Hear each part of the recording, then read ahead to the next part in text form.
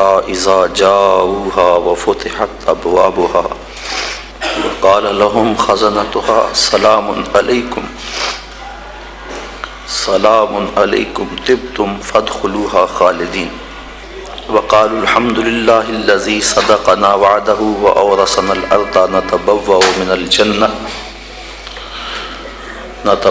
من الجنة حيث نشاء فنعم أجر العاملين وترى الملائكة حافين من حول العرش يسبحون بحمد ربهم وقضي بينهم بالحق وقيل الحمد لله رب العالمين صدق الله مولانا العظيم وصدق رسوله النبي الكريم الرؤوف الرحيم اللهم نور قلوبنا بالقرآن وزين أخلاقنا بالقرآن وادخلنا الجنة بالقرآن ونجنا من النار بالقرآن قال الله تعالى وتبارك في شان حبيبه مخبرا وآمرا إن الله وملائكته يصلون على النبي يا أيها الذين آمنوا صلوا عليه وسلموا تسليما الصلاة والسلام عليك يا رسول الله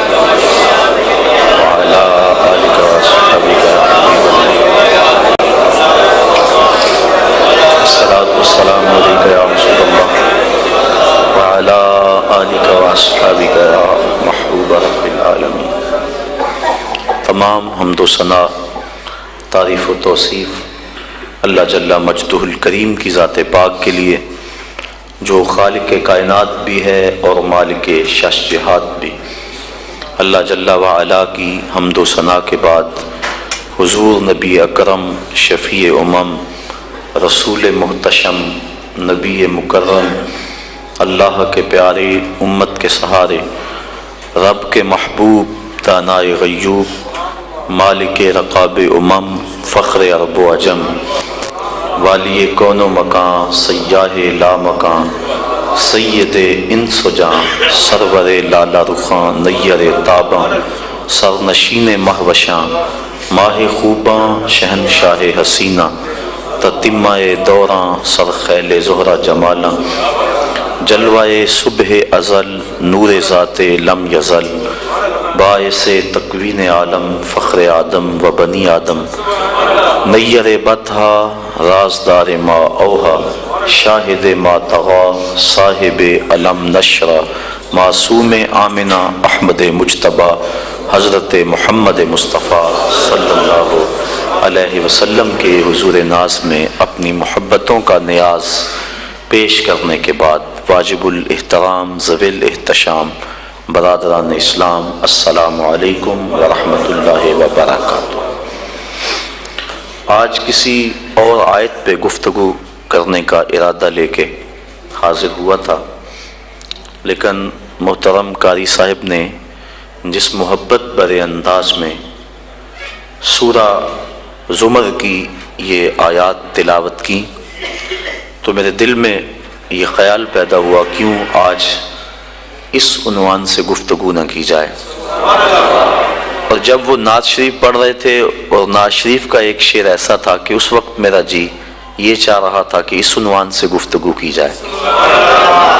تو چونکہ درس قرآن مجید ہے میں نے انہی آیات کو آج کی گفتگو کا موضوع بنایا. چند باتیں اس پہ گوش گزار کر کے اپنی گفتگو کو سمیٹ لوں گا. اللہ تعالیٰ میری زبان پہ کلمۃ الحق جاری فرمائے. دنیا پر جن لوگوں نے اپنی زندگی کا ایک ایک لمحہ اللہ اور اس کے رسول کے لیے گزارا اور دنیا میں اپنے آپ کو تقوی کے نور سے مزین کیا، کل قیامت کے دن جب وہ گروہ در گروہ حاضر ہوں گے تو ان کے لیے جنت کے دروازے کھول دیے جائیں گے. وہ کیسا منظر ہوگا؟ اللہ تعالیٰ جل شانہ نے ان آیات کے اندر اس منظر کو بیان فرمایا ہے. وَسِيقَ الَّذِينَ اتَّقَوْا رَبَّهُمْ إِلَى الْجَنَّةِ زُمَرًا، اور جو لوگ اپنے رب سے ڈرتے تھے، تقوی اختیار کرتے تھے، وہ قیامت کے دن جنت کی طرف گروہوں کی شکل میں جائیں گے. گرو در گرو جنت کی طرف روانہ ہوں گے، ان کے قافلے رواں دواں ہوں گے، حتی اذا جاؤہا، یہاں تک کہ وہ جب جنت کے دروازے کے قریب آئیں گے تو پھر کیا ہوگا؟ وفتحت ابوابہا، اور ان کے لیے دروازے کھول دیے جائیں گے، اور دروازے کھول کے ان کو داخلے کی اجازت ہوگی، بس نہیں، وقال لہم خزنتہا سلام، جو داروغہ جنت ہوگا وہ ان کو کہے گا تم پر سلامتیاں نازل ہوں، ان کو سلامی دے گا، سلام علیکم طبتم، تمہارے اوپر سلامتیاں ہو، تم نے زندگی خوب اچھے انداز سے گزاری، طبتم، تم خوب رہے، اچھی زندگی تم نے گزاری، فادخلوہا خالدین، اب آ جاؤ اس جنت میں ہمیشہ رہنے کے لیے، وقالوا الحمد للہ الذی صدقنا وعدہ، اور یہ جنتی جب جنت کی نعمتوں کو دیکھیں گے اور اس میں داخل ہوں گے تو کیا کہیں گے؟ اللہ اکبر، کہیں گے سب خوبیاں اللہ کے لیے جس نے اپنا وعدہ پورا کر دکھایا، جس نے جو وعدہ دیا تھا وہ پورا کر دکھایا، وَأَوْرَثَنَا الْأَرْضَ، اور ہمیں اس زمین کا وارث بنایا، نَتَبَوَّأُ مِنَ الْجَنَّةِ، ہم جنت میں رہیں، حیث نشاء، جہاں ہم چاہیں، فَنِعْمَ أَجْرُ الْعَامِلِينَ، تو کیا ہی اچھا ثواب کام کرنے والوں کا ہے، عمل کرنے والوں کا کتنا اچھا ثواب ہے کہ اللہ کی رحمتیں ان کو نصیب ہوں گی۔ وَتَرَى الْمَلَائِكَةَ حَافِينَ مِنْ حَوْلِ الْعَرْشِ، اور اے مخاطب تو دیکھے گا فرشتوں کو کہ وہ عرش الہی کے آس پاس حلقہ بنائے بیٹھے ہیں، یہ منظر بھی تیری آنکھیں دیکھیں گی، کیا کرتے ہیں؟ یسبحون بحمد ربہم، وہ اپنے رب کی تعریف کے ساتھ اس کی پاکی بولتے ہیں، وقضی بینہم بالحق، اور لوگوں میں سچا فیصلہ فرما دیا گیا، وقیل الحمد للہ رب العالمین، اور کہا جائے گا سب خوبیاں اللہ کے لیے جو تمام جہانوں کا پالنے والا ہے، رب ہے۔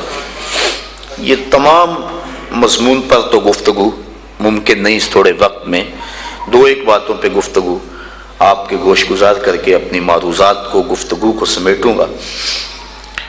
وَسِيقَ الَّذِينَ اتَّقَوْا رَبَّهُمْ، اور وہ لوگ جو اپنے رب سے ڈرتے تھے، جنہوں نے تقوی اختیار کیا، ان کو چلایا جائے گا، اِلَى الْجَنَّةِ زُمَرًا، جنت کی طرف گروہ در گروہ، وہ گروہوں کی شکل میں جنت میں جائیں گے، چونکہ تقوی کی بنیاد پہ جو دوستیاں ہوں گی وہ قیامت کے دن قائم رہیں گی۔ قرآن مجید میں اللہ تعالیٰ جل شانہ نے ارشاد فرمایا کہ گوڑے یار، خلیل کہتے ہیں جگری یار کو، گوڑے یار کو، گوڑے یار قیامت کے دن ایک دوسرے کے دشمن بن جائیں گے، الا المتقین، لیکن جن کی دوستی تقوی کی بنیاد پر ہوگی وہ قیامت کے دن بھی قائم رہیں گے۔ اس لیے تقوی کی بنیاد پر قائم ہونے والی دوستی جب قائم رہے گی تو وہ یار کٹھے جنت میں جائیں گے، اور اس مضمون کو یہاں بیان فرمایا گیا۔ زمرہ، گروہ در گروہ، ٹولیوں کی شکل میں، اللہ اکبر، کیسی یہ ٹولیاں ہوں گی؟ اہل محبت کی ٹولیاں ہوں گی، پیار والوں کی ٹولیاں ہوں گی، الفت والوں کی ٹولیاں ہوں گی، اللہ اکبر، حتی اذا جاؤہا وفتحت ابوابہا، اور یہ ٹولیوں کی شکل میں جنت میں جا رہے ہوں گے، جنت کے دروازے ان کے لیے کھول دیے گئے ہوں گے، اور جو داروغہ جنت ہے وہ ان کو سلامی پیش کرے گا، سلام علیکم، تمہارے اوپر سلامتیاں نازل ہوں، کس بات پہ؟ تم نے زندگی اچھے انداز سے گزاری، اللہ، فادخلوہا خالدین، اب اس میں رہو اور ہمیشہ رہو، تمہیں یہاں سے نہیں نکالا جائے گا۔ تو زندگی اللہ کی رضا کے لیے جس شخص نے اچھے انداز میں گزار دی، دنیا پر گو مشکلات اس نے سہی، لیکن قیامت میں اللہ پورا پورا صلہ عطا فرمائے گا۔ حضور نبی رحمت صلی اللہ علیہ وسلم نے ارشاد فرمایا، 4 اشخاص ایسے ہیں جن کو جنت میں جانے سے کوئی چیز نہیں روک سکتی، اور فرمایا اگر لوگوں کے سست پڑ جانے کا اندیشہ نہ ہو تو اے عمر میں تجھ کو کہوں کہ یہ بات گلی اور بازاروں میں لوگوں کو بتا دو۔ اور پھر حضور نے ان 4 اشخاص کا تذکرہ کیا۔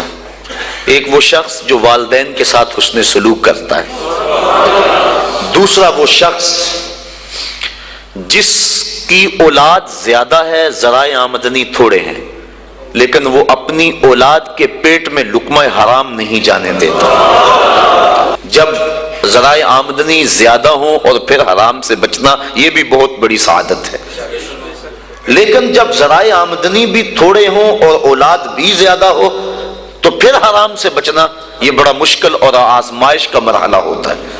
تو جو اس موقع میں رزق حرام سے بچا، قیامت کے دن حضور کے فرمان کے مطابق جنت میں جانے سے اسے کوئی شے نہیں روک سکتا۔ اور ہم صحابہ کی زندگیاں دیکھتے ہیں، فجر کی نماز ہوتی ہے، ایک صحابی جلدی سے اٹھ کے چلے جاتے ہیں۔ ایک دن آقا کریم نے پوچھا کہ ابو درداء کیا بات ہے؟ تو حضرت ابو درداء نے عرض کی، حضور آپ جانتے ہیں آج کل مدینے میں کھجوریں پکنے کا موسم ہے، اور سحری کے وقت ٹھنڈی ہوائیں مدینے کی سرزمین کو سلام کرنے بھی آتی۔ میرے ہمسائے کے صحن میں ایک اونچا لمبا درخت ہے کھجور کا، جس کا جھکاؤ میرے گھر کی سمت ہے، اور جب ہوا چلتی ہے تو اس سے کھجوریں ٹوٹ کے میرے ویڑے میں گر پڑتی ہیں۔ میں جلدی جلدی اس لیے چلا جاتا ہوں کہ بچوں کے اٹھنے سے قبل وہ کھجوریں اٹھا کے ان کے گھر میں پھینک دوں، کہیں ایسا نہ ہو کہ میرا بچہ کوئی کھجور اٹھا کے اپنے منہ میں ڈال لے۔ یہ صحابہ کا مزاج۔ اور ہماری سڑک سے گنے کی ٹرالی گزر کر تو دیکھیں، ہم بچے کو شاباش دیتے ہیں کہ بڑا دلیر نکلا ہے۔ جس کو آج آپ حوصلہ افزائی کر رہے ہیں، کل بڑا ہو کے ڈاکو بنے گا، کل بڑا ہو کے راہزن اور لٹیرا بنے گا۔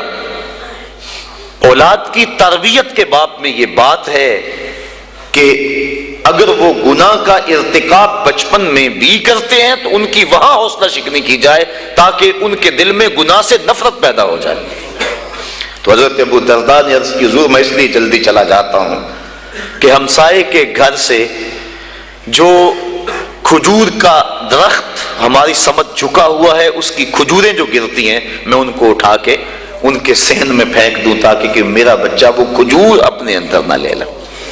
اور آپ جانتے ہیں کہ حضرت امام حسین رضی اللہ تعالیٰ عنہ مسجد نبوی میں آئے، صدقے کی کھجوروں کا ڈھیر لگا ہوا تھا، بچے تھے، ایک کھجور اٹھا کے انہوں نے اپنے منہ میں ڈال لی۔ تو آقا کریم صلی اللہ علیہ وسلم تیزی سے آگے بڑھے اور ان کے حلق میں انگلی ڈال کر حضور نے کہا کہ اس کو نکالو باہر، اور اندر سے کھجور باہر نکلوا دیں۔ میں اور آپ اپنے رزق پر اگر غور کر لیں اور اپنے رزق کی حلت کا سامان کر لیں تو عبادت کی لذت نصیب ہو جائے۔ تیسرا وہ شخص کہ جس نے ایسی سچی توبہ کی کہ دوبارہ گناہ کی طرف جانا اتنا مشکل ہے جس طرح تھن سے نکلا ہوا دودھ دوبارہ اندر نہیں جا سکتا۔ اور چوتھی وہ عورت جس نے اپنی ساری محبتیں اپنے خامد پہ نچھاور کر دی اور اس حال میں مری کہ اس کا خامد اس پہ راضی تھا، اس کو جنت میں جانے سے کوئی چیز نہیں روک سکتی۔ تو دنیا کے اوپر مشکلات سہیں، دنیا کے اوپر اذیتیں سہیں، لیکن کل قیامت کے دن مالک ان کو بدلہ عطا فرمائے گا۔ وَسِيقَ الَّذِينَ اتَّقَوْا رَبَّهُمْ إِلَى الْجَنَّةِ زُمَرًا، وہ جائیں گے جنہوں نے تقوی اختیار کیا، اور تقوی احتیاط سے زندگی گزارنے کا نام ہے۔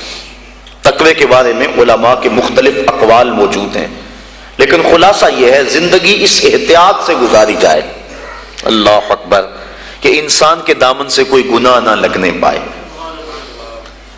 حضرت امام ابو نعیم الاصفہانی رحمۃ اللہ تعالی علیہ نے حلیہ کے اندر حضرت عبداللہ ابن مسعود رضی اللہ تعالیٰ عنہ سے روایت نقل کی ہے کہ تقوی یہ ہے کہ انسان اللہ کو یاد کرے، بھولے نہ، اس کی فرما برداری کرے، نافرمانی نہ کرے، اور اس کا شکر کرے، ناشکری نہ کرے۔ اگر یہ چیزیں اس کے اندر پیدا ہو جاتی ہے تو وہ اس زمرے میں آ جاتا ہے جس کا نتیجہ جنت کے اندر جانے کا سبب بنتا ہے۔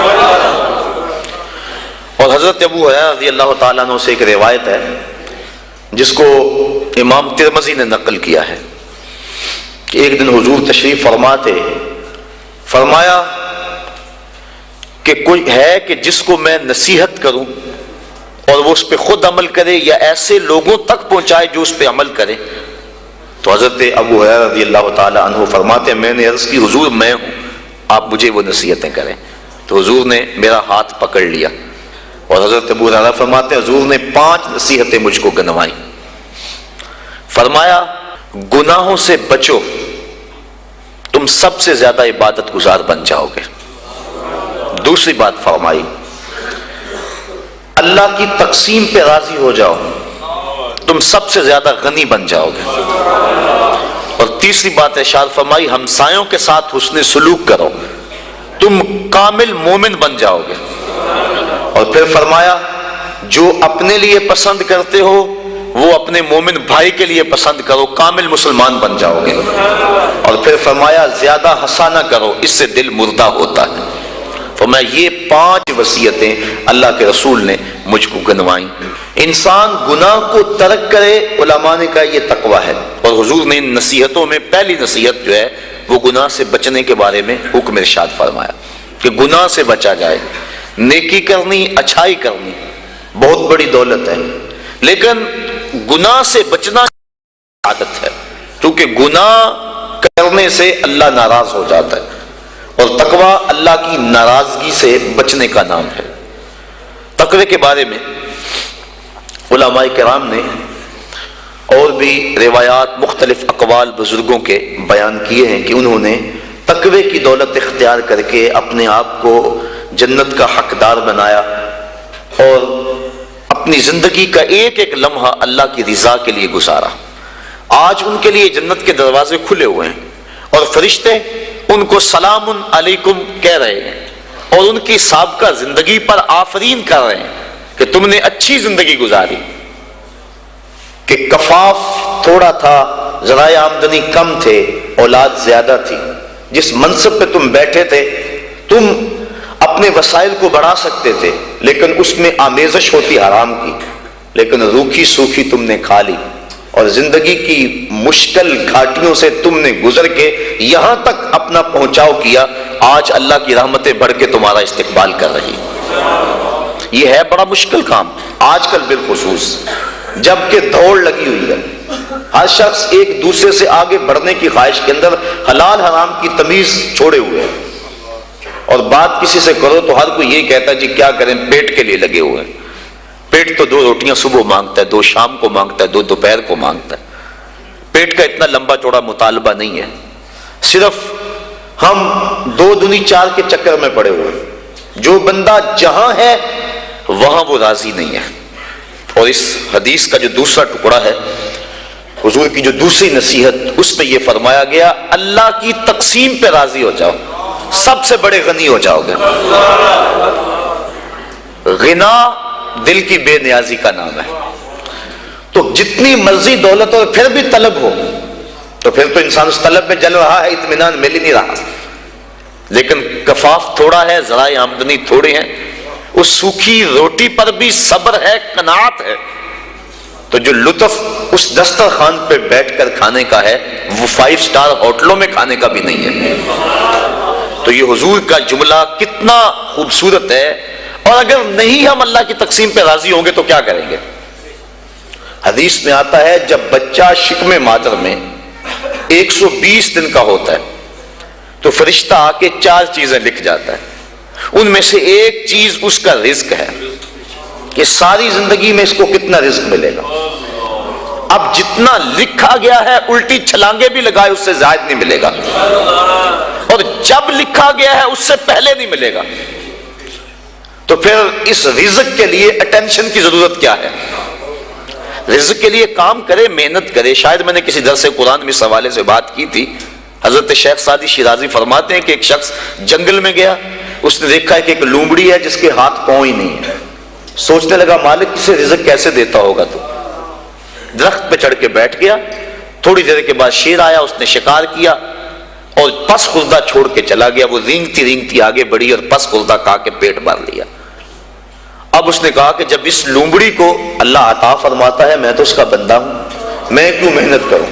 اس نے محنت چھوڑ دی، ایک دن فاقے سے کاٹا، دوسرا دن فاقے سے کاٹا، تیسرے دن جب حالت غیر ہونے لگی تو آواز آئی بندے میں لومڑی کو بغیر کسی محنت کے دے سکتا ہوں، تجھے نہیں دیکھ سکتا، تجھے بھی عطا کر سکتا ہوں، لیکن لومڑی نہ بن شیر بن، خود کما اور اوروں کو بھی کھلا، نہ کہ لومڑی کی طرح جو ہے وہ بن کے بیٹھ جائے۔ یہ بھی حکم ہے محنت کرنے کا، لیکن محنت کرنے کا، سعی کرنے کا حکم ہے، اٹینشن لینے کا حکم نہیں ہے۔ ہماری ذمہ داری نہیں، ہمارا کام ہے کام پہ چلے جانا۔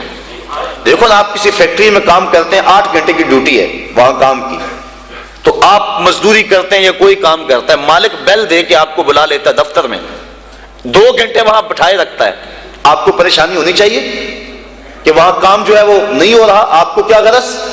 جس نے کام پہ لگایا اس نے بلایا، مجھے تو مہینے کے بعد پوری تنخواہ ملے گی چاہے سارا دن بٹھائے رکھے۔ تو اٹینشن نہیں ہوتی کہ 8 گھنٹے میرے پورے ہونے ہیں۔ جس رب نے رزق لکھا ہے وہ کہتا ہے چھوڑ کاروبار، حیا علی الصلاۃ حیا علی الفلاح، آجا اب میری چوکھٹ پہ آجا، رات پڑ گئی اب سو جا، اب کام نہ کر۔ جس نے لکھا ہے، جس نے کام پہ لگایا ہے، وہ کہتا ہے اب جمعے کی اذان ہو گئی ہے، اب کاروبار بازار البیع، اب چھوڑ دے کاروبار۔ تو اب جس نے کام پہ لگایا وہی تو بلا رہا ہے، اور ہم کہتے ہیں تیرے بلانے پہ نہیں آئیں گے۔ تو مالک بلائے اور بندہ دفتر میں نہ جائے تو وہ فیکٹری سے نکالے گا کہ نہیں؟ یا حالات کشیدہ ہو جائیں گے کہ نہیں؟ اٹینشن بنے گی کہ نہیں؟ تو اگر آسودہ رہنا ہے، فیکٹری میں کام بھی کرنا ہے، تو پھر مالک سے بنا کے رکھنی ہوگی نا۔ اگر رزق اس کا کھانا ہے اور اس کی نہیں ماننی تو پھر اٹینشن تو ہوگی، پھر کہا جائے گا جی رزق بڑا ہے سکون نہیں ہے، پتہ نہیں کسی نے تویز ڈال دے ہوئے ہیں، کسی عمل نے جادو کر دیا ہوا ہے، پھر مصیبت بنی ہے۔ لیکن اگر اس کی مان لیں، جب کہتا ہے کام پہ جاؤ کام پہ چلے جاؤ، اور جب کہتا ہے مسجد میں آ جاؤ مسجد پہ آ جاؤ، اور جب کہتا ہے اب سو جاؤ اس وقت سو جاؤ، کہتا ہے اب تہجد ہوگی اٹھ کے مصلی بچھا لو، مصلی بچھا لو، جو کہتا جائے کرتے رہو، تمہیں ٹینشن نہیں ہوگی، زندگی کی بہاریں نصیب ہو جائے۔ حضور نے ارشاد فرمایا اللہ کی تقسیم پہ راضی ہو جاؤ، اللہ کی تقسیم پہ راضی ہو جاؤ، تم غنی بن جاؤ گے، تم گداگر نہیں رہو گے، تم گداگر نہیں رہو گے، غنی بن جاؤ گے، کروڑ پتی ہو کر بھی کمینے نہیں ہوگے، تمہاری جیب میں کچھ بھی نہیں ہوگا لیکن غنا کی سلطنت کے بادشاہ ہوگے۔ اس کی تقسیم پہ راضی ہو جاؤ۔ اور مجھے واصف علی واصف کا اچانک جملہ یاد آ گیا، اس نے بڑی خوبصورت ایک بات کہی، اس نے کہا اللہ اور اپنی رضا میں فرق کا نام غم ہے، اللہ کی رضا میں اور اپنی رضا میں فرق کا نام غم ہے۔ جو اللہ کی رضا ہے بندہ کہتا ہے نہیں یہ نہیں صحیح، تو غم بن گیا۔ تو جب بندہ اللہ کی رضا میں اپنی رضا گم کر لے تو پھر غم نہیں رہتا۔ جے سونا میرے دکھ وچ راضی تے میں سکھ نو چلے ڈاواں، پھر وہ اس حال کے اندر راضی ہو جاتا ہے، ان دکھوں کے اندر اسے لذت آتی ہے۔ وہ کہتا ہے میرا مالک مجھے یہاں رکھنا چاہتا ہے، میں آگے کیوں جاؤں؟ تو جہاں مالک کی مرضی ہے بندہ وہاں رہتا ہے۔ تو آج ہر بندہ ٹینشن میں، ہر بندہ مشکلات میں ہے، ہر بندہ بھاگ رہا ہے، محنت کر رہا ہے۔ میں اس محنت کا انکار نہیں کرتا، یہ بات ذہن میں رکھیں، شریعت میں اس کا انکار نہیں کیا، انسان کو سعی کرنے کا حکم دیا ہے، لیکن اس کے لیے ہمیں ٹینشن لینے کی ضرورت کیا ہے؟ جس طرح بندے کو موت تلاش کرتی ہے، روایات میں آتا ہے اس طرح بندے کو رزق تلاش کر لیتا ہے۔ تو جو رزق قسمت میں لکھا ہوا ہے وہ بندے کو مل کے رہے گا۔ شیخ سعدی شیرازی فرماتے ہیں ایک بندے نے ایسی ہی کوئی روایات سنی، کہنے لگا جب میں محنت ہی نہیں کروں گا تو مجھے کیسے ملے گا؟ اس نے سب کچھ چھوڑ چھاڑ دیا اور ایک غار میں جا کے بیٹھ گیا، اور غار بھی کوئی تاریخ تھی، وہاں کسی کا گزر بھی نہیں تھا۔ 2 4 5 دن گزر گیا تک کہ بے ہوشی پڑنے لگی۔ ایک قافلہ وہاں سے گزرا، غار میں انہوں نے جھانکا، دیکھا کہ ایک انسان ہے اور ادم ہویا ہے۔ انہوں نے جا کے دیکھا، غور کیا، یہ تو بھوک سے مر رہا ہے۔ انہوں نے کھانا لا کے اس کے سامنے رکھا، اس نے انکار کر دیا۔ اس نے کہا جب میں کچھ نہیں کروں گا تو وہ کیسے دے گا؟ انہوں نے کھانا بھی پیش کیا، اس نے انکار کر دیا۔ وہ بولنے کی سکت بھی نہیں ہے، یہ سمجھے کہ بیچارہ بہت زیادہ بیمار ہے، اور یہ کھانا کھانے کی سکت بھی نہیں ہے۔ کوئی نرم چیز بناؤ اس کے لیے، کوئی دلیا وغیرہ، کوئی ایسی چیز اس کے لیے انہوں نے تیار کی وہاں قافلے والوں نے، اور جا کے اس کو پیش کی۔ اس نے پھر بھی سر پھیر دیا، کہا بیچارہ اتنا مجبور ہے کہ یہ بھی نہیں کھایا جاتا۔ انہوں نے زبردستی جو وہ چمچ میں ڈال کے اس کے منہ کے قریب کی، اس نے دانت بند کر لیے زور سے۔ کہ جب میں ہی نہیں کچھ کروں گا تو کیسے میرے مقدر کا میرے پیٹ میں پہنچے گا. یہ دل میں تھا اور زور سے دانت بند کر دیے. شیخ سعدی شرازی فرماتے ہیں کہ انہوں نے چمچی کے ایک کونے کو نا اس کے دانت میں جہاں سوراخ ملا وہاں ڈال کر تو زور سے انہوں نے کھولا منہ کو اور اندر حلوہ ڈالا, اور جب منہ کے اندر حلوہ گیا تو اس کو ہنسی آ گئی. کہا مالک جو میرے مقدر کا ہے وہ مجھے مل کے رہے. تو یہ کہاوتیں بزرگوں نے جو بیان کی ہیں ہماری زندگی کو آسودہ بنانے کے لیے کی ہیں. ہم اپنے مقدر میں جو پاتے ہیں, میرے مقدر میں یا آپ کے مقدر میں جو لکھا ہوا ہے یہ پکی بات ہے, اس سے زائد تو نہیں مل سکتا. اب اس کو حاصل کرنے کے لیے ہم حرام ذرائع کیوں اختیار کریں؟ ہم کام پہ جائیں درود پڑھتے ہوئے, ہم کام پہ جا رہے ہیں, کہاں سے آئے گا, کیا ہوگا, کیا اس کی ٹینشن کیا؟ ہم کام پہ جا رہے ہیں اور نبی پہ درود پڑھ رہے ہیں. بس ہم کام پہ جا رہے ہیں استغفر اللہ پڑھ رہے ہیں. اللہ رزق دے گا. سورہ نور اٹھا کے دیکھیے, فَقُلْتُ اسْتَغْفِرُوا رَبَّكُمْ إِنَّهُ كَانَ غَفَّارًا. تو میں نے کہا اپنے رب سے معافی مانگو, استغفار کرو, بے شک وہ معاف فرمانے والا ہے.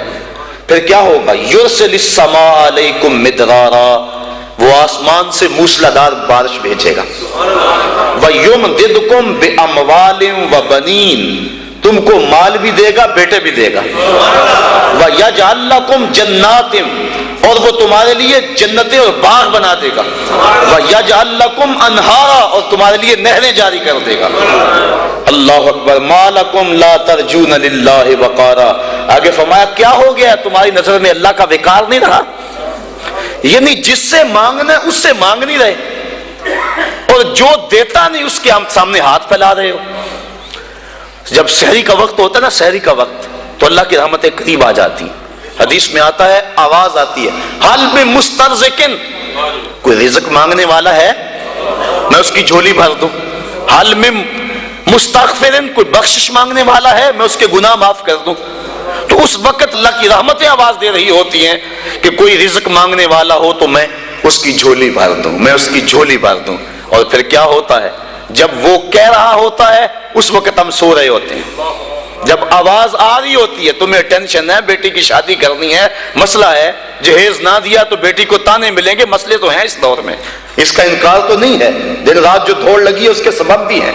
ہم جانتے ہیں کہ بھائی فیکٹری میں اوور ٹائم کیوں لگا رہے ہیں, انہیں پتا ہے کہ میں نے اپنی بہن کے ہاتھ پیلے کرنے ہیں. اور ہمارا معاشرہ جو ہے قرآن کو چھوڑ کے جہنم بنا ہوا ہے. آج بیٹے والا مطالبہ کرتا ہے کہ جو ہے مجھے یہ دیا جائے, مصیبت تو بنی ہوئی ہے, لیکن اب کیا کیا جائے, اس کے لیے ٹینشن موجود ہے, لیکن ہم ذرائع استعمال کرتے ہیں, اس کے لیے محنت کرتے ہیں, کوشش کرتے ہیں, لیکن جو دینے والا ہے جب وہ پکار رہا ہے اس وقت کیوں سوئے ہوئے ہیں؟ وہ کہتا ہے کوئی رزق مانگنے والا ہے تو جھولی پھیلائے, میں اس کی جھولیاں بھر دوں گا. اللہ اکبر. تو اللہ کے حضور جب بندہ طلب کرتا ہے تو اللہ تعالیٰ بندوں کے اٹھے ہوئے ہاتھوں میں اپنی رحمتوں کی برسات کر دیتا ہے. تو بات کہاں سے کہاں نکل گئی کہ انسان کو اگر اللہ کی تقسیم پہ رضا نصیب ہو جائے تو پھر وہ سب سے بڑا حضور نے فرمایا غنی بن جائے گا. اس کے لیے زندگی کی مشکل ختم ہو جائے گی, ورنہ کروڑوں اربوں خربوں روپے بھی ہوں لیکن اس کو تسکین قلب نصیب نہیں ہوگی. اور جب بندہ اللہ کی رضا پہ راضی ہوگا بس اس کو زندگی میں بہاریں نصیب ہو جائیں گی. میں اچھی طرح جانتا ہوں ایک شخص کو, ہمارا پیر بھائی بھی ہے, وہ بہت اعلیٰ عہدے پہ براجمان تھا وہ, لیکن اس محکمے میں حالات ایسے تھے, وہ ایسے چکر میں آ گیا کہ اس کو وہ کام چھوڑنا پڑا. اب وہ لوہے کی ڈھلائی والی بھٹی پہ کام کرتا ہے اور تقریباً 20-25 کلومیٹر کے قریب فاصلہ ہے جو سائیکل پہ آتا جاتا ہے. تو میں نے ایک دن اسے پوچھا, میں نے کہا کہ اچھی ٹھاٹ باٹ کی نوکری تھی اور آپ نے چھوڑ کے اس کو اختیار کر لیا, اب صبح جاتے ہو, آج کل سردیاں بھی ہیں, نہر کا کنارہ ہے جہاں چل کے اسے جانا پڑتا ہے, تو مشکل تو بڑی ہوتی ہوگی. کہنے لگا اس میں اللہ نے میرے لیے لذتیں ہی بڑی رکھ دی, اور اللہ تعالیٰ اس کو زندگی عطا فرمائے. انسان جب اللہ کی رضا کے لیے کسی کام کا آغاز کرتا ہے اور گناہ کو چھوڑتا ہے, اللہ اس کے نیک کام کے اندر برکت ڈال دیتا ہے. کثرت اور چیز ہے, برکت اور چیز ہے. بہت سارے لوگ ہیں کثرت رکھتے ہیں لیکن برکت نہیں رکھتے, اور بہت سارے لوگ ہیں برکت کی دولت سے مالا مال ہیں, اور برکت تھوڑے میں پڑ جائے برکت جب مالک ڈال دے تو پھر بندے کے لیے پریشانی ختم ہو جاتی ہے۔ اور آج ہمارے کٹھن حالات پیدا ہوئے، یہ کیوں ہوئے؟ اس کی ایک اور وجہ ہے جو آپ کے سامنے عرض کرنا چاہتا ہوں۔ امام خبیری نے اس روایت کو نقل کیا، حضور فرمایا سیاتی زمان علی امتی یفرون من العلماء والفقہاء فیبتلیہم بثلاث، میری امت پہ ایک وقت آئے گا کہ لوگ علماء اور فقہاء کی صحبت سے دور بھاگنا شروع ہو جائیں گے۔ فیبتلیہم بثلاث، تو اللہ تعالیٰ ان کو 3 طرح سے آزمائے گا۔ جب لوگوں کی حالت یہ ہوگی کہ اچھے لوگوں کی سنگت صحبت اختیار کرنا چھوڑ دیں گے، 3 آزمائشیں ان پہ نازل ہوں گی۔ پہلی آزمائش یہی، جس کے لیے آج کے مضمون کا سارا رخ ہی مڑ گیا، لیکن چلو یہ بھی ضروری باتیں میں آپ کی گوش گزار کر رہا ہوں۔ یرفع البرکۃ من کسبہم، پہلی بات یہی کہ ان کے کسب سے، کاروبار سے، مال سے برکت اٹھا لی جائے گی۔ پہلی نحوست علماء کی صحبت سے دور بھاگنے کی وجہ سے ان کو جو ملے گی۔ دوسری نحوست، ان کے اوپر ظالم حکمران مسلط کر دیے جائیں گے۔ اور تیسری نحوست اور بڑی خطرناک، وَيَخْرُجُونَ مِنَ الدُّنْيَا بِغَيْرِ الْإِيمَانِ، اور دنیا سے بغیر ایمان کے اٹھ جانے کا اندیشہ ہو۔ اور آج دیکھ لیں، یہ بات بھی درست ہے کہ آج وہ علماء کم ہیں جن علماء کی صحبت میں بیٹھ کے اللہ کا قرب ملتا ہے۔ میں جوہر آباد میں گفتگو کر رہا تھا تو وہ بات کو گفتگو تھی، تو ایک وکیل صاحب کہنے لگے کہ آپ جو بات کر رہے ہیں ہم اس بات کو تسلیم کر رہے ہیں، لیکن ان علماء کو کہاں سے ڈھونڈیں جن کی صحبت غنیمت ہوتی ہے اور جن کے دم سے انسان کو اللہ کا قرب ملتا ہے؟ آج تو گداگر اور دکاندار ہمیں مل رہے ہیں۔ تو میں انہیں اسے 2 لفظی جواب دیا، میں نے کہا تمہیں پتا ہے مٹھائی کس دکان سے اچھی ملتی ہے؟ کپڑا کس دکان سے اچھا ملتا ہے؟ سارا شہر چھوڑ کے وہاں جاتے ہو کہ نہیں؟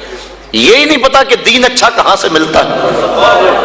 حضور کی امت کی خصوصیات میں سے ایک خصوصیت یہ ہے کہ قیامت تک اس امت میں اہل حق موجود رہیں گے۔ حضور کی امت کی جو خصوصیات ہیں ان میں سے ایک خصوصیت یہ ہے، قیامت تک اس امت میں اہل حق موجود رہیں گے، گو تھوڑے رہ جائیں گے۔ لیکن چونکہ ہم شیطان کے پھندے میں آ جاتے ہیں، اور کبھی ایسا نہیں ہوا کہ ایک دکاندار سے دھوکہ کھا لیں اور پھر دوبارہ کہیں کہ ہم کپڑے پہنتے ہی نہیں، ایک ہوٹل سے دھوکہ کھا لیں تو کہہ لیں ہم کھانا کھاتے ہی نہیں۔ یہ سارے فراڈی ہوتے ہیں۔ ایک دکاندار سے دھوکہ کھائیں گے، دوسرے کے پاس جائیں گے، دوسرے سے دھوکہ کھائیں گے، تیسرے کے پاس جائیں گے۔ لیکن یہاں کیا ہوتا ہے کہ ہم کسی ایسے شخص کے پاس چلے جاتے ہیں جو دین کے نام پہ کاروبار کر رہا ہوتا ہے، اور پھر جب اس سے ہم ڈسے جاتے ہیں ہم سارے طبقے سے بدزن ہو جاتے ہیں۔ شاید ہم دین کو اتنی ضرورت نہیں سمجھتے جتنی کپڑے کو سمجھتے ہیں، جتنی کھانے کو سمجھتے ہیں۔ 100 جگہ سے بھی دھوکہ کھائیں ہم سمجھتے ہیں کپڑا تو پہننا ہے، کوئی اور دکان تلاش کر لو۔ تو اگر دین کو بھی ضرورت سمجھا جائے 100 مرتبہ بھی دھوکہ کھاؤ پھر بھی تلاش میں رہو، کوئی تو صاحب حق ملے گا ہی نا۔ اور پھر تم نے دھوکہ بھی تو اللہ کے نام پہ کھایا ہے نا۔ حضرت عمر فاروق رضی اللہ تعالیٰ عنہ جو غلام لمبی نمازیں پڑھتا تھا اس کو آزاد کر دیتے تھے کہ یہ لمبی نمازیں پڑھ رہا ہے۔ غلاموں کو پتہ چل گیا، جو ان کی ملک میں غلام آتے وہ لمبی لمبی نمازیں ان کے سامنے پڑھتے اور آپ ان کو آزاد کر دیتے۔ کسی نے کہا کہ تم نہیں جانتے کہ یہ دکھاوے کی نمازیں پڑھتے ہیں، یہ تمہیں دھوکہ دیتے ہیں؟ حضرت عمر فاروق نے فرمایا اللہ کے نام پہ دیتے ہیں نا، میں 100 بار یہ دھوکہ کھانے کے لیے تیار ہوں۔ تو اگر وہ لوگ جو چائے کی پیالی پہ دین بیچتے ہیں وہ لوگ بھی منبر و محراب پہ براجماں ہیں، وہ بھی لوگ تو موجود ہیں جو تاج شاہی کو ٹھوکر بھی نہیں مارتے۔ بستے ہیں کچھ ایسے پراگندہ تباہ لوگ بھی، افسوس کہ تمہیں میر سے صحبت نہیں رہی۔ وہ لوگ جن سے مل کے زندگی سے عشق ہو جائے آپ نے شاید نہ دیکھے ہوں مگر ایسے بھی ہیں۔ حضور نے ارشاد فرمایا خیار امتی العلماء وشرار امتی العلماء، میری امت کے بدترین لوگ بھی علماء ہیں اور میری امت کے بہترین لوگ بھی علماء ہیں۔ تو اگر بہترین لوگ امت کے تلاش کرنے ہوں تو وہ بھی اسی طبقے سے ملیں گے، وہ کسی اور جگہ سے نہیں ملیں گے۔ اور اگر بدترین لوگ وہ بھی اس طبقے میں موجود ہیں، ہم بدترین کو دیکھتے ہیں پھر اس طبقے سے بدزن ہو جائے، اور نتیجہ کیا کہ ہم آہستہ آہستہ اس جگہ پہ پہنچ جاتے ہیں کہ علماء کی صحبت سے نفرت شروع ہو گئی، جس کے نتیجے کے اندر یہ 3 مصیبتیں ہمارے اوپر نازل ہوئی۔ پہلی مصیبت یرفع البرکۃ من کسبہم، رزق سے برکت اٹھا لی گئی، اور دوسری بات کہ ظالم حکمران مسلط کر دیے گئے، اور تیسرا دنیا سے بغیر ایمان کے چلے جانے کا اندیشہ پیدا ہوا۔ اور آج ہے نہیں، لوگ بیرون ملک جانے کے لیے مرزائی لکھ رہے ہیں، کتنے لوگ ہیں ایسے؟ ایمان کا سودا کرنا تو بڑا آسان ہو گیا اس دور کے اندر، چائے کی پیالی پہ لوگ دین بیچ رہے ہیں، کیا کچھ نہیں ہو رہا ہے۔ اللہ اکبر۔ حضور نے توبہ توبہ، حضور نے نشاندہی کی تھی کہ آدمی صبح کو مومن ہوگا اور شام کو کافر ہوگا، یصبح مومنا ویمسی کافرا، صبح مومن ہوگا شام کو کافر ہوگا، اور پھر فرمایا شام کو مومن ہوگا صبح کو کافر ہوگا۔ لا یبقى من الاسلام الا اسمہ ولا یبقى من القرآن الا رسمہ مساجدہم عامرۃ وہی خراب من الہدی۔ وقت آئے گا کہ قرآن صرف رسم کے طور پہ پڑھا جائے گا، اسلام صرف نام کا رہ جائے گا، مسجدیں زیب و زینت کے لحاظ سے تو آباد ہوں گی لیکن ہدایت کے نور سے خالی ہوں گی۔ جس دور کی نشاندہی کی گئی تھی، کیا وہ اب دور موجود نہیں ہے؟ امام غزالی فرماتے ہیں جس دور کی نشاندہی اللہ کے رسول نے کی ہے، آج سے صدیوں قبل امام غزالی ہوئے ہیں، فرماتے ہیں وہ میرا دور ہے۔ امام غزالی فرماتے ہیں جس دور فتنہ کی نشاندہی حضور نے کی ہے وہ میرا دور ہے، اور یہ دور جس سے ہم گزر رہے ہیں یہ دور کیسا ہے؟ آج کیا ہو رہا ہے؟ حدود اللہ کو پامال نہیں کیا جا رہا، اسمبلیوں کے گنڈے اور بدماش اللہ کی حدود کو توڑ نہیں رہے، ان کو کون روکنے والا ہے؟ نہ ممبر سے آواز اٹھ رہی ہے نہ محراب سے آواز اٹھ رہی ہے، حجرہ نشین بھی تسبیح پھیر رہے ہیں۔ حضرت داتا گنج بخش علی اجمیری کشف الماجوب میں لکھتے ہیں کہ حضرت ابو اسحاق اسفرائینی جنگل میں گئے تو وہاں دیکھا کچھ صوفی گھاس کھا کھا کے گزارا کر رہے ہیں، گھاس کھا لیتے ہیں اللہ اللہ کرتے ہیں۔ تو امام ابو اسحاق اسفرائینی جلال میں آگے فرمایا آکلۃ الحشیش ہا ہونا انتم وامۃ محمد فی الفتن، تم یہاں گھاس کھاتے پھرتے ہو اور نبی کی امت فتنے میں مبتلا ہے۔ اللہ کو ایسے صوفیوں کی، ایسے تسبیح پھیرنے والوں کی ضرورت نہیں ہے، وہ تو ان لوگوں کا چاہنے والا ہے جو اللہ کے نام پہ سب کچھ قربان کر دیتے ہیں اور اپنا گھر کا سارا اثاثہ اپنی ہتھیلی پہ سجا کے کربلا کے میدان میں آ جاتے ہیں۔ تو آج کیا ہو گیا ہوا ہے ہمیں، اور ہم کس جگہ پہ کھڑے؟ یہ ایک الگ دکھڑا ہے، اگر اس مضمون کو میں چھیڑ لوں تو یہ بھی ختم ہونے پہ نہ آئے۔ آج امت جس مشکل حالات میں کھڑی ہے اور پوری دنیا کے مسلمان جہاں کھڑے ہیں، آج کسی سے مخفی نہیں، اور ہمارے حکمران کیا کر رہے ہیں، اور جو ذمہ دار لوگ ہیں جن کو اسلام کے نام پہ ہم نے ووٹ دیے تھے اور اسمبلیوں میں بٹھایا تھا کہ تم اسلام کی آواز کو دبنے نہیں دینا، وہ کیا کر رہے ہیں کس سے بھی مخفی نہیں ہے۔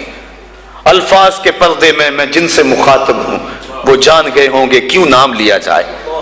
سب کو پتا ہے کہ آج کیا ہو رہا ہے اور کیسی سودے بازی ہو رہی ہے، اور لوگ دین کو بیچ رہے ہیں، سرے ممبر بیچ رہے ہیں، اپنا دین ایمان بیچا جا رہا ہے۔ تو یہ قرب قیامت کی نشانیاں ہیں۔ تو آج وہی بچے گا جو اللہ کی کتاب قرآن مجید کے ساتھ لگ جائے گا۔ اچھے لوگ تلاش کرے، ضرورت ہے ہماری تلاش کرنا۔ اگر اچھے لوگ کم ہو گئے تو ہم کہتے ہیں چلو نہیں تو نہ صحیح، یہ ہم کیسے کہہ سکتے ہیں جبکہ ہماری ضرورت ہے؟ ہم جگہ جگہ سے ڈنک کھائیں، جگہ جگہ سے ڈسے جائیں، ان اچھے لوگوں تک پہنچنے کی کوشش کریں۔ یہ دنیا چکی ہے اور اس کے دو پڑوں کے نیچے جو بھی آ گیا وہ کچلا جائے گا، بچے گا وہی جو کلی کے ساتھ لگ کے رہے گا۔ تو ہم نے اس کلی کو تلاش کرنا ہے، وہ کہاں ہے؟ ہم کہتے ہیں کوئی بات نہیں، ہم کیا کریں جی؟ نہیں، قیامت کے دن پوچھ کاروبار کا پتہ ہے ہمیں، کہاں نفع ہے کہاں نقصان ہے، کہاں سودا دینا ہے کہاں نہیں دینا ہے، کہاں کس منڈی سے 2 نمبر مال ملتا ہے کہاں سے 1 نمبر مال ملتا ہے، ہمیں سب پتا ہے۔ دنیا کا سارا شعور اور فہم و ادراک ہم رکھتے ہیں، اور یہاں آ کر ہم بھولے بن جاتے ہیں جی ہمیں کیا کریں، ہمیں تو کوئی صحیح ملا ہی نہیں گا، تم ڈھونڈو تو صحیح۔ ایسے لوگوں کو تلاش تو کرو، در در کی خاک تو چھانو، ایک دن وہ ملیں گے جن کے ملنے سے زندگی پیاری لگنے لگ جائے گی، جن کی قربت میں بیٹھ کے اللہ یاد آئے گا، اور جن کی صحبت تمہیں مالک کے قریب کر دے گی اور تم گناہوں سے خود بخود نفرت کرنے لگ جاؤ۔ تو ایسے لوگوں کو تلاش کریں، ایسے لوگوں کی قربت میں بیٹھیں، تو مضمون اور سمجھ چلا گیا اور یہ باتیں ضروری بھی تھیں.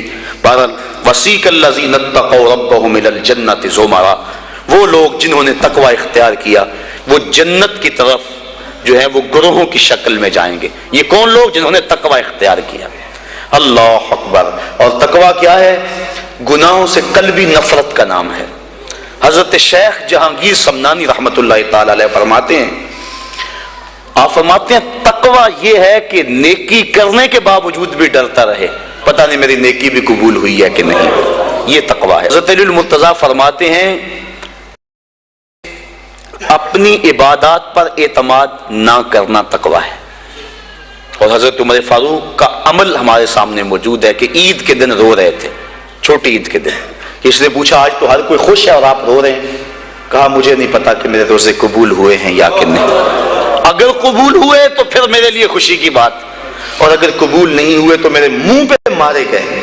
اس لیے میں چونکہ قطعاً جانتا نہیں اس لیے رو رہا ہوں کہ پتہ نہیں میں کن لوگوں میں سے ہوں. حضرت بایزید بستامی سے کسی بڑھیا نے پوچھا تھا حضرت ایک مسئلہ تو بتاؤ. پوچھا کیا؟ کہا میرے گدھے کی دم اچھی ہے یا آپ کی داڑھی اچھی ہے؟ ہائے مجھے کوئی یہ مسئلہ پوچھ کے تو دیکھے پھر جائے کہاں. بایزید بستامی سے بڑھیا نے پوچھا آپ کی داڑھی اچھی یا میرے گدھے کی دم اچھی؟ ناراض نہیں ہوئے، بگڑے نہیں، آنکھوں سے آنسو ڈھلنے لگے. کہا تیرے سوال کا جواب فی الحال میرے پاس نہیں ہے، جب میں مر جاؤں گا تو پھر میرے پاس جواب ہوگا، پھر تو مجھے کیسے مل پائے گی. بایزید بستامی کا انتقال ہو گیا. بڑھیا کے خواب میں آئے. کہا حضرت میرا سوال اسی جگہ پہ کھڑا ہے. کہا اللہ کا شکر ہے میری داڑھی تیرے گدھے کی دم سے ہزاروں درجے بہتر ہے، چونکہ میرا خاتمہ ایمان پہ ہو گیا. تو جب تک یقین نہیں ہو جاتا کہ میں کن لوگوں میں ہوں اتنی دیر تک یہ ظاہر انسان کا اندر بے چین رہتا ہے. بڑے سخت معاملے ہیں آخرت کے. آج ہمیں نعت خواں بھی کہہ رہے ہیں کہ مجھے دیکھ کے جہنم کو پسینہ آئے. یہ تو منہ میں طوطی بولتا ہے، جو مرضی کہتا پھرے. یہ تو کل قیامت کے دن پتا چلے گا کہ پسینہ کس کو آتا ہے. رسول کریم بھی جس جہنم سے پناہ مانگے. کبھی جنت کا تمسخر اڑایا جاتا ہے، ہو رہے تو کیڑی جنت کا کرنا ہے تذکرہ، اسی جنت کا جس کو رسول اللہ ہاتھ اٹھا کے مانگتے رہے. اسی جنت کا تذکرہ کر رہے ہیں جس کے لیے حضور کا اشتیاق تھا. اسی جنت کی آرزو کر رہے ہیں جس کے لیے حضور نے فرمایا جب اللہ سے مانگو تو جنت فردوس مانگو. تو آج دلیری دی جا رہی ہے. آج پیر بیعت کرنے کے بعد جنت کا پرمٹ دے دیتا ہے. آؤ میں پیروں کے پیر کی کہانی سناؤں آپ کو. حضرت شیخ سعدی شیرازی فرماتے ہیں کہ ایک بندہ مطاف میں کنکروں کے اوپر پیشانی رکھ کے زاروں کے تار ہو رہا ہے اور کیا کہتا ہے اللہ مجھے معاف کر دے نہیں تو قیامت کے دن اندھا اٹھانا، میں تیرا کیا تیرے بندوں کا سامنا بھی نہیں کر سکتا. اتنے درد سے روتا ہے کہ لوگ اپنی دعائیں چھوڑ کے اس کے لیے دعا کرتے ہیں. جن لوگوں نے حج کیا یا عمرہ کیا انہیں اس کا تجربہ ہوگا. کچھ لوگ اتنے درد سے روتے ہیں کہ بندہ اپنی دعائیں بھول کے ان کے لیے لگ جاتا ہے. مجھے تو جس سال جانا نصیب ہوا تھا تو ان دنوں کے اندر فلسطین کی جنگ پورے زور پہ تھی اور کعبۃ اللہ کی غربی دیوار کے ساتھ فلسطین کے مرد و زن لپٹ کے رویا کرتے تھے. اور جب وہاں ہمارا چکر آتا تھا تو اس وقت طوطے اڑ جاتے اور اپنی دعائیں بھول جاتی اور اللہ کی بارگاہ میں عرض کرتے مالک فلسطین کو آزادی دے دے. یہ کسی کا باپ اس کے سامنے کٹا ہوگا، کسی کی گود سے اس کا لال چھین کر قتل کیا ہوگا، کسی کا بھائی اس کے سامنے ذبح کیا ہوگا. یہ اللہ کی باندیاں اور اللہ کے بندے اللہ کے حضور دکھڑا سنا رہے ہیں. تو انسان اپنی دعائیں چھوڑ کے ان کے لیے دعائیں کرنے لگ جاتا. فلسطین کی آزادی کے لیے دل تڑپتا، پھر کشمیر کی طرف، آذربائیجان کی طرف، کابل و قندھار کی طرف، دشت لیلا کی طرف اور قلعہ جنگی اور تورا بورا کی طرف اور موصل و تقرید کی طرف اور کوفہ و بغداد کی طرف انسان کا دل جاتا کہ وہاں کیا کچھ ہو رہا ہے. اور انسان اپنی دعائیں چھوڑ کے امت کے لیے رونے لگ جاتا ہے. تو وہ اتنے درد سے روتا ہے کہ لوگ اپنی دعائیں چھوڑ کے اس کے لیے کہتے ہیں یا اللہ اس بیچارے کو معاف کرتے. ایک بندہ تو چھوڑ چھاڑ کے کھڑا ہی اس کے سامنے قریب کھڑا ہو گیا اور کہتا ہے مالک اسے معاف کر دے، مالک اسے معاف کر دے. کافی دیر کے بعد وہ شخص جو روتا تھا اٹھ کے جانے لگا. اس کو تجسس تھا کہ میں دیکھوں تو صحیح یہ کون ہے اور اس کو تسلی بھی دوں کہ اللہ بڑا کریم ہے تجھے معاف کر دے گا. جب اس نے جھک کے جھانک کر دیکھنا چاہا تو چیخیں نکل گئیں. کیوں کہ فائزہ ہوا شیخ جیلانی. یہ زاروں کے تار رونے والا وقت کا غوث شیخ عبد القادر جیلانی، حضرت سری سختی رضی اللہ تعالیٰ عنہ نے جنید بغدادی کو بلایا. حضرت جنید بغدادی کے وہ ماموں بھی لگتے ہیں رشتے میں اور پیر بھی لگتے ہیں. یہ پیر مرید کی کہانی سنا رہا. آج کا پیر تو گارنٹی دے رہا ہے نا، اللہ اکبر. حضور تو حضرت ربیہ کو بھی جنت کی بشارت دیں اور ساتھ کہیں کثرت سجود سے میری مدد کرنا. اور پیر کہتا تجھے پرواہ نہیں ہے. آؤ اس پیر مرید کی کہانی سنا رہا ہوں. حضرت جنید بغدادی فرماتے ہیں میرے ماموں نے تنہائی میں مجھے بلایا اور مجھے وصیتیں کی. جب ایک وصیت کی تو میرے پاؤں تلے سے زمین نکل گئی. کہنے لگے بیٹا جب میں مر جاؤں تو میری قبر بغداد سے باہر بنانا. میں نے پوچھا حضور کیوں؟ فرمانے لگے میری بدعمالیوں کی وجہ سے کہیں بغداد کی مٹی میری لاش کو قبول کرنے سے انکار نہ کر دے اور میں لوگوں کے سامنے رسوا نہ ہو جاؤں. یہ ہیں وہ لوگ تتجافا جنوبہم عن المضاجع، جن کی کروٹیں بستروں سے الگ رہتی ہیں، اللہ کو خوف اور طمع میں پکارتے ہیں، لیکن زندگی کا ایک ایک لمحہ تقوی سے عبارت ہے. دنیا میں تکلیفیں سہی. حضرت امام جعفر صادق ساری زندگی ٹھنڈا پانی نہیں پیا. فرماتے تھے کیا خبر کہ اس کے حساب میں چکرا جاؤں. اور آپ کے مریدین بیٹھے ہوئے ہیں، آپ بھی بیٹھے ہوئے ہیں، لوگ بیٹھے ہیں. کہا یار آج ایک دوسرے سے وعدہ نہ کر لیں. کہا کیا؟ کہا ہم میں سے جو بھی جنت میں جائے وہ دوسروں کو ساتھ لے کے جائے. غلاموں نے کہا حضور ہم آپ سے وعدہ کریں، ہم تو آپ کے سہارے پہ بیٹھے ہوئے ہیں. کہا تم نہیں جانتے آخرت کے معاملے بڑے سخت ہیں. یہ امام جعفر صادق کہہ رہے ہیں، یہ ان کی زندگی ہے. تو ذرا دیکھیے یہ تقویٰ ہے، یہ خشیت ہے. اور ٹھنڈے پانی سے بھی گریز کر رہے ہیں. 3 چیزوں کا حساب نہیں ہوگا قیامت کے دن. ضرورت کے وقت کھانا پینا، اور ستر عورت کے لیے کپڑا لباس، اور ضرورت کا مکان. ان 3 چیزوں کا حساب نہیں ہوگا.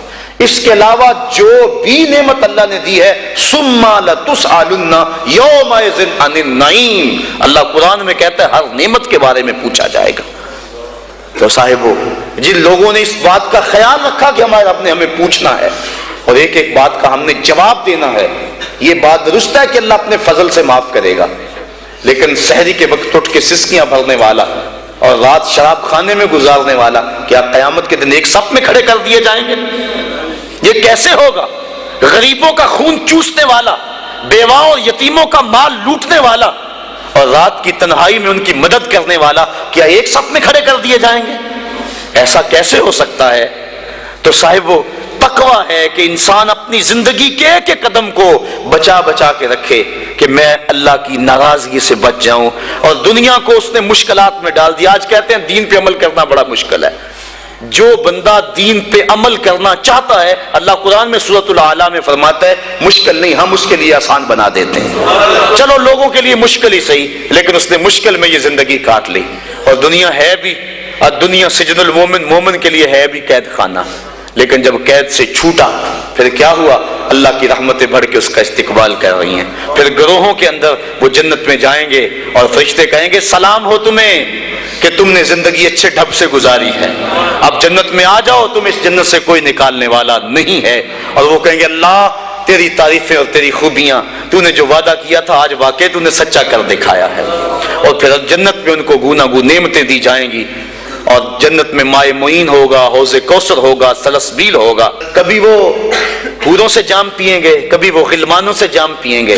لذت تو بڑی ہوگی، لیکن ایک لذت کی کہانی اللہ نے قرآن میں سنائی. ہمیں ایک وقت ایسا بھی پھر آئے گا وَسَقَاهُمْ رَبُّهُمْ شَرَابًا طَهُورًا، ان کا رب انہیں خود شراب طہور پلائے گا کہ تم نے میرے لیے چھوڑا، دنیا کی شراب تو نہیں پی لو، میرے دستے قدرت سے شراب پیو. تو وَسَقَاهُمْ رَبُّهُمْ، نہ حوروں کے ہاتھوں سے، نہ غلمانوں کے ہاتھوں سے، نہ کسی اور کے ہاتھوں سے. وَسَقَاهُمْ رَبُّهُمْ.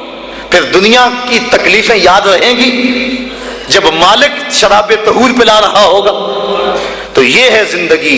اپنی زندگی کو اس ڈھب سے گزاریں کہ آخرت کی زندگی بہتر ہو جائے جو نہ ختم ہونے والی ہے. کار ما آخر شدو آخر زما کار نشد، مشتخا کے ما غبارے کوچائے یار نشد، و آخر دعوانا ان الحمدللہ رب العالمین.